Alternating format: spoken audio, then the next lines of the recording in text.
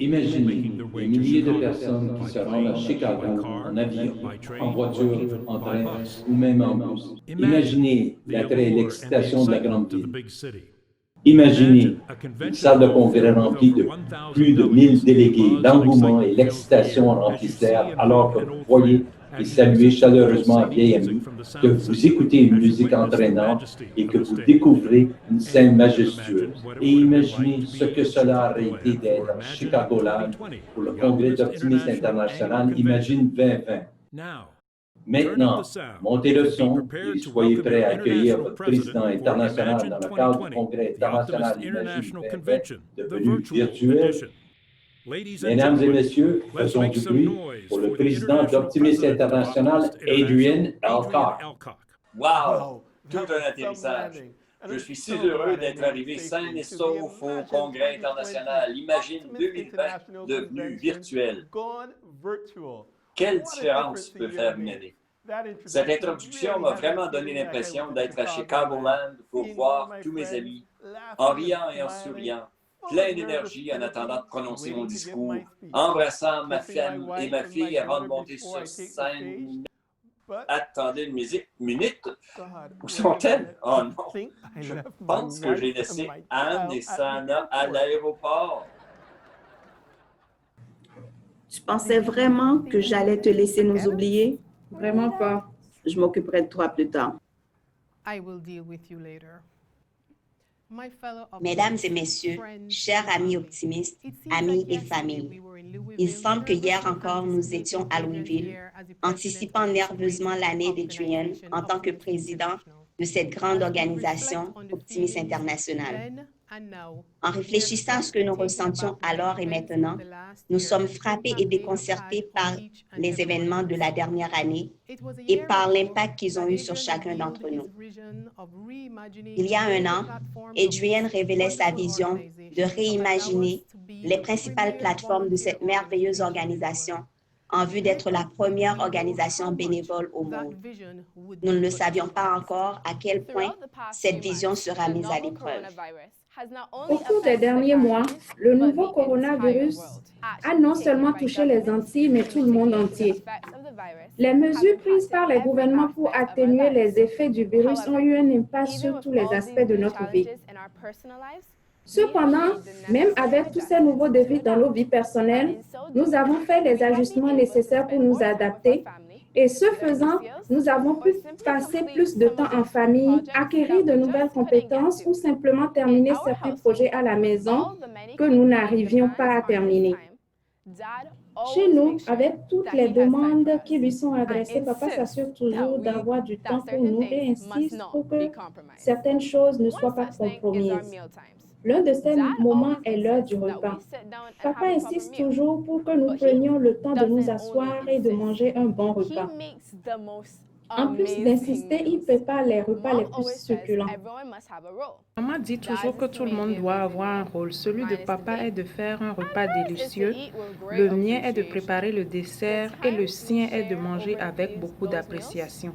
Le temps que nous partageons pendant ces repas est extrêmement spécial pour moi. Comme nous l'avons fait dans notre vie personnelle, les clubs optimistes se sont adaptés à ces défis et ont trouvé des moyens novateurs de réaliser des projets qui répondent aux besoins actuels tout en continuant de rester connectés grâce aux nouvelles technologies. Ce qui a pu sembler être un déraillement des plans de papa était en fait une affirmation de la nécessité de notre organisation d'être plus agile, financièrement stable et sensible aux besoins de ses membres.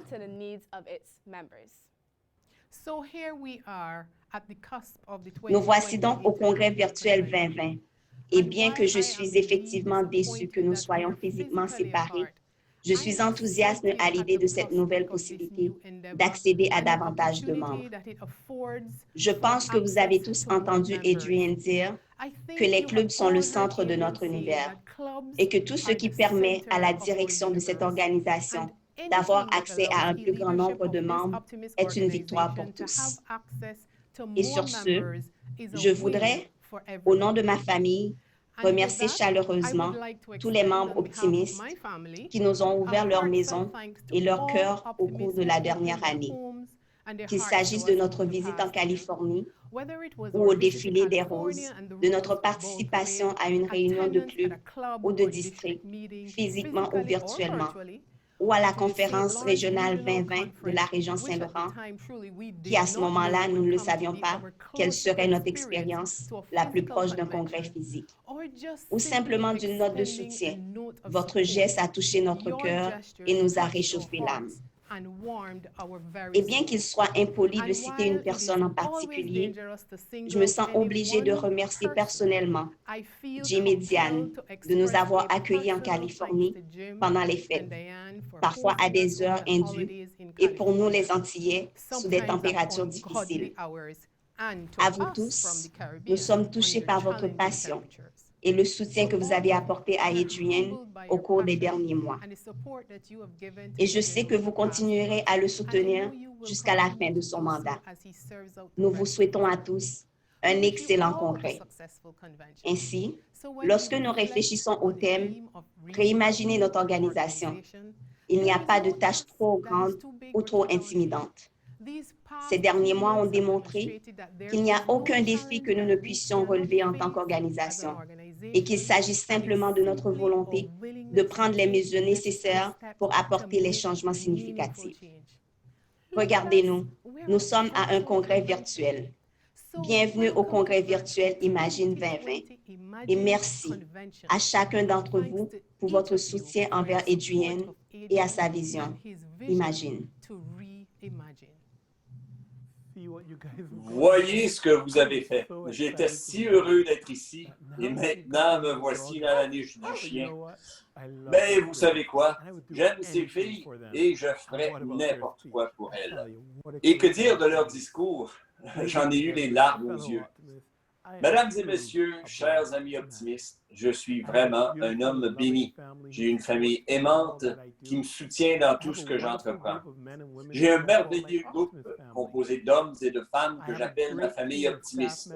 J'ai une équipe formidable de membres du personnel d'Optimiste International que j'ai le plaisir de diriger, de travailler avec eux pour servir nos membres.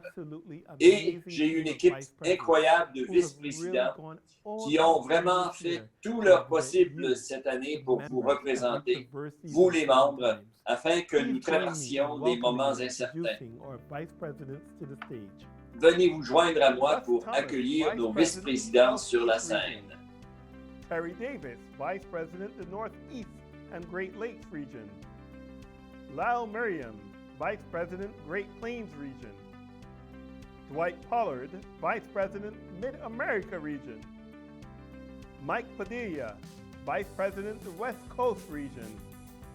David Bauman, Vice President, Mid-Atlantic Region. Natalie Boulay, Vice President, St. Lawrence Region. Dawn Krall, Vice President, Southwest Region. Ces vice-présidents ont travaillé très fort avec moi et avec les personnes qui sont sur le terrain pour mobiliser et motiver les présidents de nos clubs à imaginer que rien n'est impossible une fois que nous nous y mettons. Mesdames et messieurs, permettez-moi de vous présenter les gouverneurs 2019-2020 d'Optimiste International. Veuillez pardonner à certains d'entre eux, car ils sont un peu excentriques.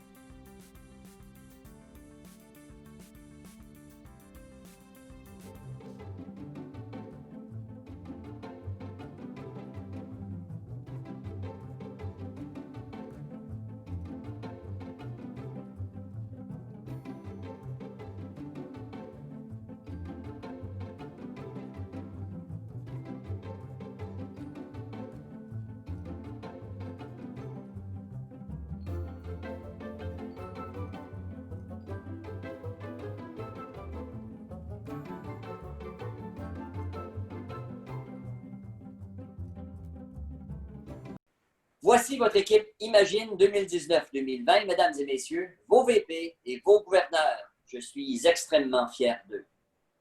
Maintenant, dans toute organisation qui réussit, il y a des groupes de personnes qui travaillent discrètement en coulisses pour faire opérer la magie. Je tiens à remercier sincèrement les présidents de mes comités internationaux et leur équipe pour le travail extraordinaire qu'ils ont accompli afin que nous puissions aborder cette année difficile sans encombre. Enfin, on dit que derrière chaque homme qui réussit, il y a une grande femme. Pour moi, j'ai eu la chance d'avoir 2 épouses. Maintenant, je sais que Bob Garner est là, en train de rire, disant que c'est probablement une malédiction plus qu'une bénédiction. Mesdames et messieurs, permettez-moi de vous présenter mon épouse optimiste, Mme Tracy Huxley. Quand j'ai décidé de nommer cette jeune femme comme bras droit pour l'année, ce fut une de mes meilleures décisions. Dynamique, intelligente, sensible à la culture et certainement magnifique. Tracy a veillé à ce que je respecte mes engagements. Elle a suivi de près nos vice-présidents et nos présidents de comité pour s'assurer qu'ils remplissaient les tâches que je leur avais confiées. Elle a été une confidente et une merveilleuse auditrice. Elle a appris mon style très tôt et elle a su quand prendre du recul et me laisser être dans ma zone et quand me dire d'arrêter l'apitoiement et de faire de la limonade quand la vie vous donne des citrons. Sans aucun doute, je partage les succès que j'ai eus avec cette dame que je suis ravi que vous ayez élue comme vice-présidente pour 2020-2021. Je suis conscient que j'ai pris beaucoup de temps pour reconnaître ces gens, mais je crois qu'il est important de remercier ceux qui vous ont aidés tout au long de votre voyage. Et c'est la seule fois que j'aurai l'occasion de le faire publiquement pour le reste de mon année. Mon voyage ne pourrait donc pas être complet sans reconnaître ces hommes et ces femmes exceptionnels. Ils sont nos frères et sœurs optimistes. Quel voyage ce fut! Dans mon discours inaugural à Louisville l'année dernière, je vous ai demandé d'adopter mon thème pour l'année. Imagine. Le thème est ancré dans ma vision sur laquelle nous devions réimaginer les plateformes financières, marketing et opérationnelles d'Optimiste International pour lui permettre d'être la première organisation bénévole qui valorise tous les enfants et les aide à développer leur plein potentiel. Dans ce discours, j'ai mentionné à nos délégués que sans imagination, nous sommes incapables de rêver. Nous ne devons pas nous laisser décourager par les défis qui peuvent souvent sembler insurmontables. Nous devons nous rappeler que ces défis sont provoqués par l'humain, et si cela est ainsi, alors ils peuvent être relevés par l'humain. Nous sommes ces hommes et ces femmes qui voient le verre à moitié plein. Nous sommes ces hommes et ces femmes qui s'engagent pour qu'aucun enfant ne soit laissé pour compte. Nous sommes ces hommes et ces femmes qui font la grandeur de notre organisation. Je crois sincèrement à ces paroles et j'espère que vous en aurez vu le reflet dans chaque plan que nous avons mis en place et dans chaque décision difficile que j'ai dû prendre au cours d'une année qui est certainement sans précédent. Chers membres, de disposer d'énormes talents et de être à l'avant-garde de tout ce que vous faites si vous souhaitez être pertinent dans ce 2e siècle de service au monde. Je vous ai dit que mon plan comportait 6 étapes. Je veux vous en parler maintenant. Premièrement, stabilité financière et gouvernance. Deuxièmement, marketing et engagement public. Troisièmement, congrès. Quatrièmement, formation leadership. 5, sens de la mission. Et 6e, transformation numérique. Comme vous pouvez le voir sur le graphique, chacune de ces étapes se renforce mutuellement. Nous savons tous que chaque étape franchie mène à un résultat. Et ce résultat était alors et est toujours pour moi une organisation plus forte, plus résiliente, très ciblée, qui répond aux besoins de nos membres et qui relève les défis auxquels sont confrontés nos jeunes et les collectivités dans lesquelles ils vivent. Je suis heureux d'annoncer que nous avons fait des progrès significatifs au cours de cette année, malgré les problèmes que nous avons affrontés. En ce qui concerne la première étape de la gouvernance et de la stabilité financière, votre conseil d'administration s'est concentré sur les points suivants. Nous avons poursuivi, élargi et mis en œuvre un certain nombre de décisions de notre comité sur la révision de la structure et de l'administration d'Optimiste International, appelé RUSA, dirigé par l'ex-président Bob Garner et comprenant une équipe exceptionnelle d'optimistes de toute notre organisation qui ont accompli une besogne formidable. Nous avons développé et approuvé un projet pilote pour répondre aux préoccupations organisationnelles et culturelles des membres au Canada, et particulièrement dans la région Saint-Laurent. Je vous encourage à participer à l'atelier de ce congrès, concernant ce projet. Nous avons effectué une analyse pour évaluer la force de chaque district et nous avons classé les districts en position de force selon des critères donnés. Les résultats n'ont pas été flatteurs et ont montré que l'une de nos plus grandes vulnérabilités en tant qu'organisation est notre structure de district. Nous avons mis en place des stratégies pour répondre à ces préoccupations et atténuer les retombées potentielles qui sont inévitables par notre inaction. Plus précisément, nous avons approuvé une nouvelle approche au sein de 2 districts par l'entremise d'un programme pilote réalisé par le président désigné Mark Weinsaw. Nous avons revu, mis à jour et amélioré les règlements et les politiques de notre conseil d'administration. Nous espérons qu'en 2021, dans le cadre du Congrès international, nous apporterons un certain nombre de révisions des règlements qui, j'en suis sûr, feront l'objet de débats solides et rationnels. Malheureusement, compte tenu des bouleversements causés par cette pandémie, nous n'avons pas pu les présenter lors de ce congrès en raison des limites de la technologie et de la nécessité de donner aux délégués les informations appropriées. Nous avons continué à trouver des moyens créatifs pour réduire nos structures de coûts opérationnels, notamment en utilisant la technologie dans les domaines clés du marketing et de la formation. Nous avons pris la décision réfléchie de nous départir d'un actif important qui était sous-utilisé. Cette décision, une fois achevée, devrait nous rapporter environ 1,5 million de dollars de gains pouvant être investis.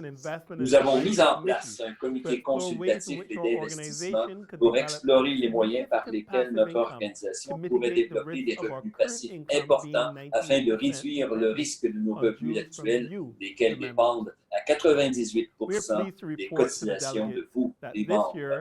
Nous sommes heureux d'annoncer aux délégués que cette année, l'organisation verra une augmentation sans précédent des revenus passifs de près d'1 million de dollars liés aux redevances, aux règlements d'assurance et aux subventions. Bien que ces fonds aient été obtenus grâce à des décisions prudentes du Conseil et non d'actions précises, ces revenus non récurrents peuvent être réinvestis et nous pourrons voir les revenus passifs de ces fonds se prolonger dans l'avenir.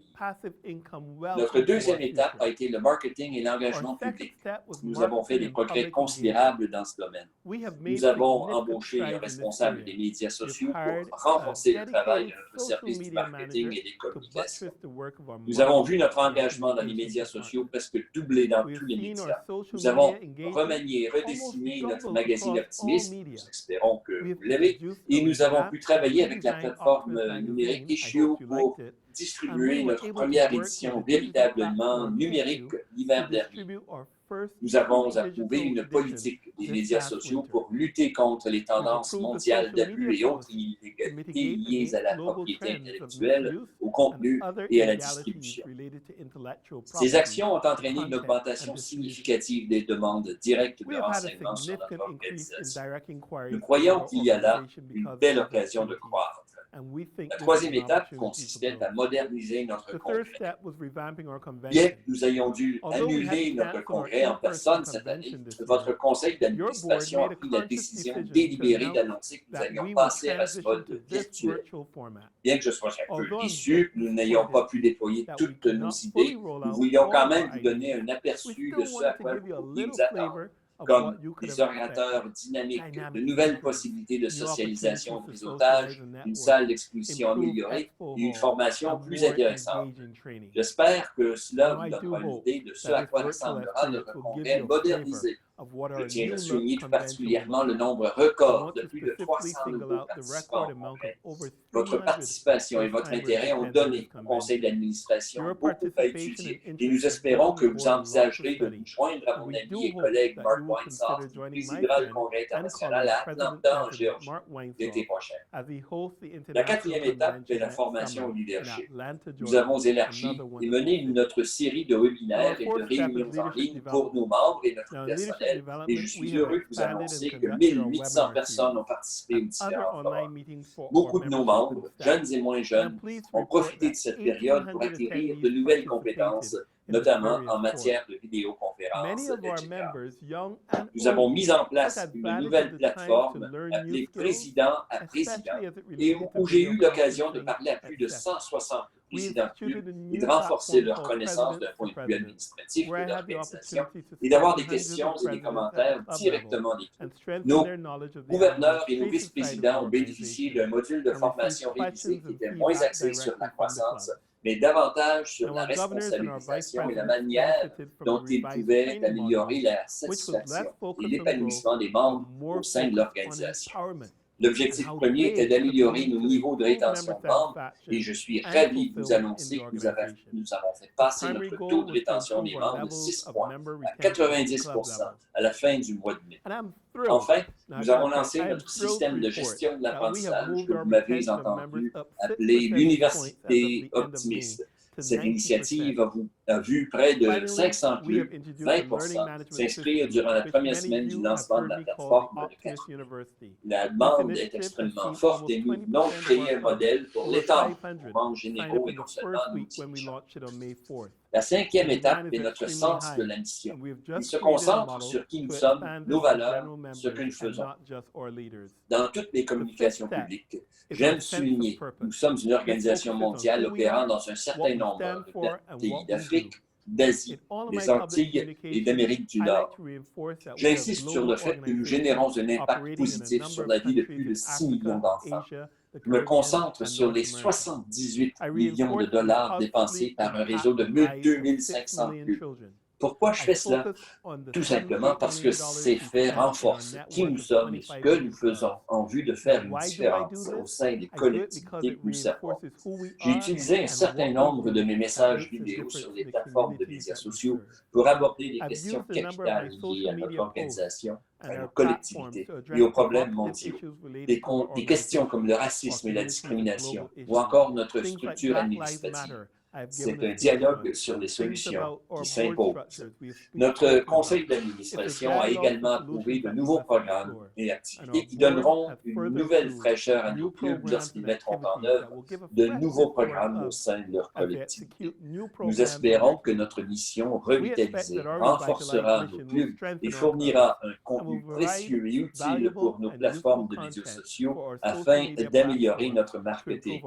C'est très important pour moi car je crois sincèrement que les clubs sont le centre de notre univers et que nombre des décisions que j'ai prises et des initiatives que j'ai proposées vont dans ce sens.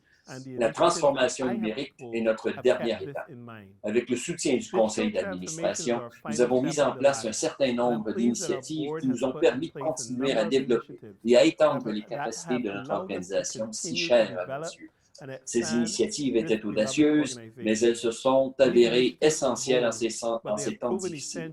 Elles comprennent l'achat et la mise en œuvre d'un système de gestion de l'apprentissage pour faciliter la formation du leadership et la croissance personnelle de nos membres, les modules de webinaire axés sur l'utilisation des nouvelles technologies, le développement d'une application organisationnelle pour téléphone intelligent, le développement d'un nouveau site web qui devrait être achevé à l'automne 2020, l'amélioration de nos ressources humaines administratives afin de mieux gérer l'intégration de la technologie dans ce que nous faisons, le lancement d'une nouvelle version numérique de notre magazine qui a permis d'économiser des dizaines de milliers de dollars tout en améliorant notre distribution et notre communication, la réaction rapide aux défis en disposant de ces plateformes technologiques. J'estime que ces 6 mesures que j'ai pris le temps de vous décrire à ce congrès et l'affirmation positive que nous avons reçue de nos membres sont des indicateurs que nous cheminons dans la bonne direction. Lors de mes voyages et plus récemment en participant en ligne à de nombreux événements de clubs, de zones et de districts, je ressens un intérêt et un engagement accru de nos membres. Je sens que l'amour et la passion atteignent de nouveaux niveaux. Je vois la joie dans les yeux de nos membres de savoir que cette organisation se soucie du travail qu'ils font et que leur rôle est important. C'est ce sens de notre mission qui nous rend spéciaux et qui nous permet de dire que nous sommes optimistes non seulement dans notre mouvement, mais aussi dans la vie. Mes amis, je ne voudrais pas que vous croyiez que ce que nous faisons et qui nous sommes n'ont pas d'importance. Nous avions commencé l'année 2020, une nouvelle décennie, avec toute l'énergie nécessaire pour introduire de nouveaux moyens de servir nos communautés.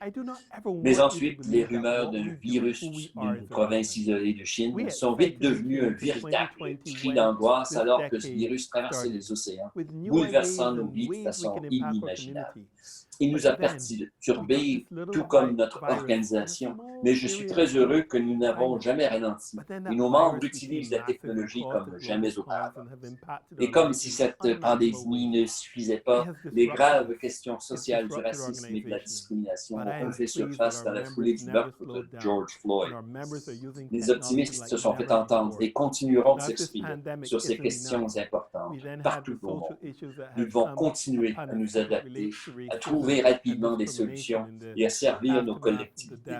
Des millions de jeunes dorment mieux, apprennent mieux, vivent mieux grâce à la touche d'or des mains de l'optimisme. Aux quatre coins du monde, adultes et enfants mènent une vie productive et positive parce qu'un optimiste a eu un impact sur leur vie. Je suis sur Facebook et LinkedIn le parcours d'un jeune homme du nom de Christopher qui a fait ses études à la Barbade et qui, grâce à sa victoire au concours d'art oratoire, a pu utiliser cet argent pour aller à l'université. Grâce à cette bourse d'études et à sa persévérance et son initiative, Christopher est maintenant titulaire d'un baccalauréat en lettres et en langue et d'un baccalauréat en droit français. Il a ensuite obtenu une maîtrise en droit international et européen. Grâce à ces diplômes, il a pu travailler en France et il a maintenant atteint le poste de chef de projet dans les fonds de développement pour l'Union européenne. Je suis le parcours de Chris sur les réseaux sociaux car je me souviens du jour où sa mère, que je ne connaissais pas, a communiqué avec moi, car Chris ne pouvait pas accéder à la bourse d'études et sans elle, il n'était pas en mesure de poursuivre ses études. Le problème était qu'Optimiste International n'avait jamais financé une bourse d'études en dehors de l'Amérique du Nord. J'ai immédiatement contacté mon ami Dana Thomas d'Optimiste International, qui était responsable de l'aspect administratif du programme. Avec son zèle habituel, elle a relevé le défi et, avec notre directeur général Benny Ellerby, s'est assuré que ces fonds parviennent à l'Université de Chris. C'était en 2014. J'utilise cet exemple afin de démontrer la façon dont un jeune homme aux moyens modestes a utilisé le talent de sa voix donné par Dieu pour gagner un concours optimiste de zone, de district et par la suite devenir une voix respectée en France, un pays où il n'y a pas de club optimiste, mais tout en étant certain qu'il y a de nombreux optimistes. Ce n'est pas parce que nous ne les voyons pas sur notre liste d'effectifs qu'ils sont invisibles. J'utilise également cet exemple pour souligner comment un petit club de la Barbade a pu faire entendre sa voix au sein d'une organisation internationale pour s'assurer qu'aucun enfant ne soit laissé pour compte. J'utilise cet exemple pour vous permettre d'imaginer ce que la vie de Christopher aurait pu être sans l'aide du Optimiste International. Encore plus, imaginez les possibilités s'il avait gagné le championnat mondial d'art oratoire qui a vu le jour 3 ans après qu'il ait obtenu son diplôme. Nous générons un impact et nous devons continuellement évoluer si nous voulons continuer à avoir un tel impact dans la vie des jeunes. Aujourd'hui, nous nous rencontrons en ligne parce que nous ne pouvons pas nous rencontrer physiquement. Je parle seul sur scène à une caméra vidéo parce que je ne peux pas parler au siège rempli d'un auditorium. Nous sommes séparés par l'espace et les pixels, mais nos cœurs nous lient dans un esprit d'amour, de fraternité et de telle détermination tenace pour que cette organisation surgisse des décombres d'une pandémie comme un aigle qui s'envole vers des destinations sûres mais inconnues. Il y a une jeune poète que je suis sur Instagram qui s'appelle Nikita Gill, une jeune femme brillante et talentueuse que je vous encourage à lire. Elle a écrit un poème intitulé « Décombres » qui semblait sinistrement associé à la façon dont je ressentais la perturbation de mon année en tant que votre président. Il n'y a rien de beau dans la perte, la douleur, le chagrin. Ce qui est beau, c'est sa force, sa résilience, sa force morale lorsqu'il fait preuve d'un océan de courage en fouillant dans les décombres de sa vie pour construire quelque chose de beau de neuf, malgré tout ce qui s'accumule contre lui. Souvent cette année, plusieurs fois, j'ai eu l'impression d'être renversé par une foule de démolition, mais je suis resté debout grâce aux nombreux messages de soutien que j'ai reçus des membres au cours de mes voyages, aux courriels que j'ai reçus des vice-présidents et des gouverneurs, et bien sûr au soutien de ma famille et de mon cercle d'amis et de conseillers comme Carol, Bob, Tracy, Megan, Stéphanie et Théo. J'ai vu les membres se porter bénévoles pour aider et prêter leurs compétences pour le devancement de notre programme. Je tiens particulièrement à souligner le travail de Bonnie Jean Sherbert, James Patrick Schmidt et Josh Zeigel, qui, sans présider un comité, se sont portés volontaires pour aider. Ce désintéressement n'est pas passé inaperçu et il est certainement apprécié. À vous tous, je dis merci. Pour paraphraser Nikita, vous m'avez donné la force, la résilience, la force morale et le courage de dégager les décombres et de créer quelque chose de beau, quelque chose de tout nouveau. Je termine en reprenant les mots de mon ami et vice-président international David Bowman. Je sers parce que j'imagine.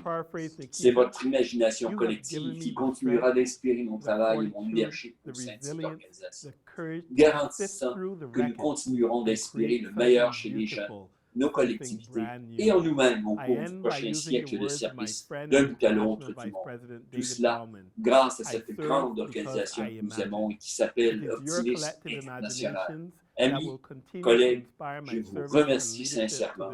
Je vous aime sincèrement. Ensuring that we will continue to bring out the best in our world's children, their communities, and in ourselves for the next century of service to the world by this great organization we all love that is called Optimus International. My friends, my colleagues, I sincerely thank you and I sincerely love you.